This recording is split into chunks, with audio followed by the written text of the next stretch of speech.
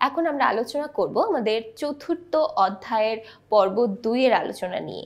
এই পর্বের টপিক থাকছে মূলধন জাতীয় প্রাপ্তি, আয় এবং ব্যয়। এই রিলেটেড যে প্রশ্নগুলো আছে, যে শর্ট কোশ্চেনগুলো তোমার পরীক্ষায় আসতে পারে, সেই প্রশ্নগুলো নিয়েই থাকছে আজকের এই পর্বের আলোচনা। তাহলে শুরু করা যাক। প্রথমে আমরা যেই প্রশ্নটা নিয়ে আলোচনা করব সেটা হচ্ছে 7 নং প্রশ্ন। এখানে আমরা দেখতে পাচ্ছি মূলধন জাতীয় ব্যয় বলতে কি বোঝায়, আমরা কোন লেনদেনগুলোকে মূলধন জাতীয় ব্যয় বলতে পারি, সেই বিষয়টা নিয়ে থাকছে এই প্রশ্নের ব্যাখ্যাটা। যে সকল ব্যয়ের উপযোগিতা বর্তমান হিসাব বছরের পাশাপাশি পরবর্তী একাধিক বছর সমূহেও পাওয়া যায় সেগুলোই হচ্ছে মূলধন জাতীয় ব্যয়। আমরা জানি মূলধন জাতীয় লেনদেনগুলো হচ্ছে যেগুলো দীর্ঘমেয়াদী, অর্থাৎ 1 বছরের বেশি সময়ের জন্য হয়ে থাকে। এখানে বলা হয়েছে যে ব্যয়ের উপযোগিতা বলতে বোঝানো হচ্ছে যে সেটার সুবিধাগুলো, যে ব্যয়ের সুবিধাগুলো আমরা 1 বছরের বেশি সময়ের জন্য পেয়ে থাকি, সেগুলোই হচ্ছে মূলধন জাতীয় ব্যয়। তাহলে মূলধন জাতীয় ব্যয় কোনগুলো হবে সেটার উদাহরণটা একটু দেখি।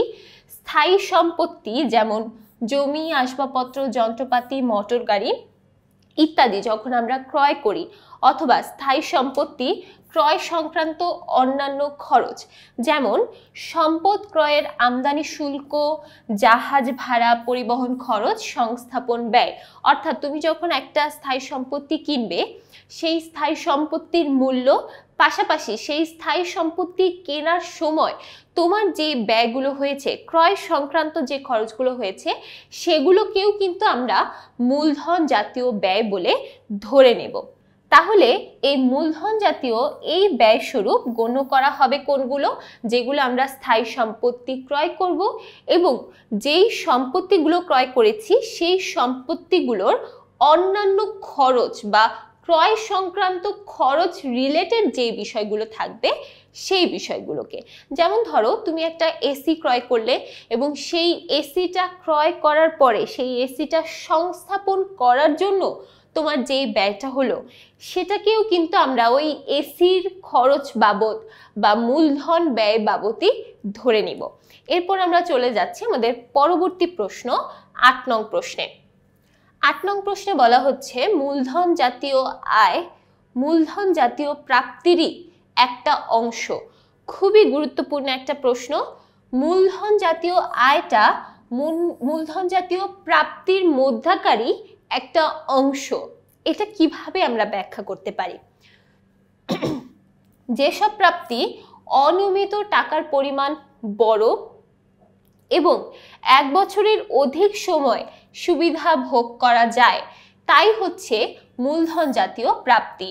আর এই মূলধন জাতীয় প্রাপ্তি হতে যতটুকু মুনাফা হয় তাকে মূলধন জাতীয় আয় বলে থাকে। তাহলে দেখো, মূলধন জাতীয় প্রাপ্তি হচ্ছে একটা নির্দিষ্ট পরিমাণ অনিয়মিত প্রাপ্তি থেকে আমরা যতটুকু পরিমাণ টাকার অঙ্ক পেয়ে থাকি সেটাই হচ্ছে মূলধন জাতীয় প্রাপ্তি। তারপর সেই মূলধন জাতীয় প্রাপ্তি থেকে যতটুকু মুনাফা হচ্ছে সেই মুনাফার অংশটাই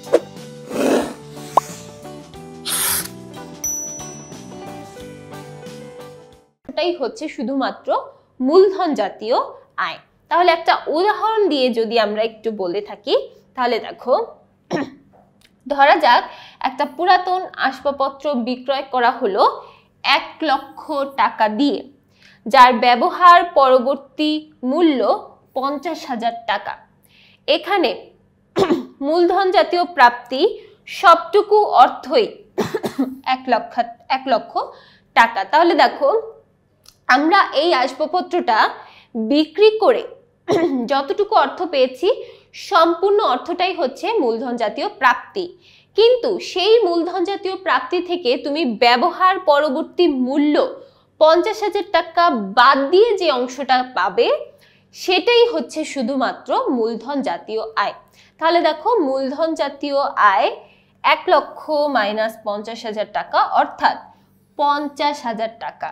এই অংশটুকুই মূলধন জাতীয় প্রাপ্তির একটা অংশ। মূলধন জাতীয় প্রাপ্তি ছিল 1 লক্ষ এবং মূলধন জাতীয় আয় হলো 50,000। তাহলে দেখো এই 50,000 কিন্তু 1 লক্ষ টাকারই একটা অংশ মাত্র। এটা অবশ্যই আমাদের উদাহরণ দিয়ে বুঝিয়ে লিখতে হবে, উদাহরণ ছাড়া কিন্তু এটা একদমই লেখা সম্ভব না, এবং লিখলেও এখানে কিন্তু ভালো মার্কস পাবে না। তারপর চলে যাচ্ছি 9 নং প্রশ্নে। কেন পুরাতন যন্ত্রপাতি বিক্রয়কে মূলধন জাতীয় প্রাপ্তি বলা হয়? যদি আমরা একটা যন্ত্রপাতি বিক্রি করে দেই, পুরাতন যন্ত্রপাতি, সেক্ষেত্রে সেটা কেন মূলধন জাতীয় প্রাপ্তির অংশ হবে? পুরাতন যন্ত্রপাতি বিক্রয় মূলধন জাতীয় প্রাপ্তি, কারণ এই লেনদেনটি নিয়মিত সংগঠিত হয় না। কারণ তুমি পুরাতন যন্ত্রপাতি যেটা তুমি অলরেডি ইউজ করে ফেলেছো, সেটা কিন্তু তুমি প্রত্যেক দিন বিক্রি করবে না। হয়তো দেখা যাবে যে অনেক বছর পরে গিয়ে তুমি একটা যন্ত্রপাতি বিক্রি করে দিচ্ছ। এই লেনদেনের ফলে বড় অঙ্কের টাকা পাওয়া যায়, যা মূলত মূলধন জাতীয় প্রাপ্তির একটি উদাহরণ। মূলধন জাতীয় প্রাপ্তি বলতে অনিয়মিত টাকার পরিমাণ বড় এবং দীর্ঘমেয়াদী সুবিধা প্রদান করে এমন প্রাপ্তিকে বোঝায়। তাহলে দেখো, যেটা আমাদেরকে দীর্ঘমেয়াদী সুবিধা প্রদান করতে পারবে বা যেটা সাধারণত বড় অঙ্কের টাকা হবে, সেটাকেই কিন্তু আমরা মূলধন জাতীয় লেনদেন অথবা এক্ষেত্রে আমরা বলতে পারি মূলধন জাতীয় প্রাপ্তি। তারপর চলে যাচ্ছি 10 নং প্রশ্নে আলোচনায়। আসবাবপত্র ক্রয়ের পরিবহন খরচ কেন মূলধন জাতীয় ব্যয়? এটাও কিন্তু আরেকটি খুবই গুরুত্বপূর্ণ প্রশ্ন।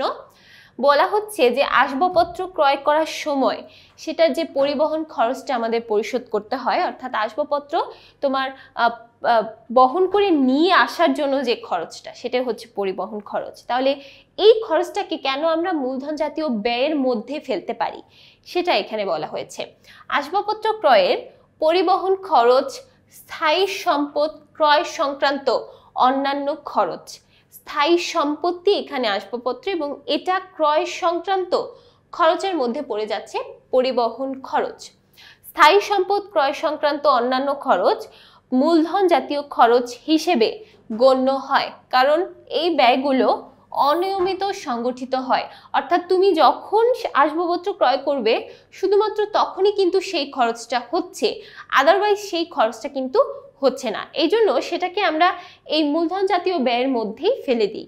যেমন সম্পদ ক্রয়ের জন্য আমদানি শুল্ক, জাহাজ ভাড়া, পরিবহন খরচ, সংস্থাপন ব্যয়, এই প্রত্যেকটাই হচ্ছে মূলধন জাতীয় ব্যয়। তাই আমরা বলতে পারি আসবাবপত্র ক্রয়ের পরিবহন খরচটাও মূলধন জাতীয় ব্যয়ের মধ্যেই একটা অংশ।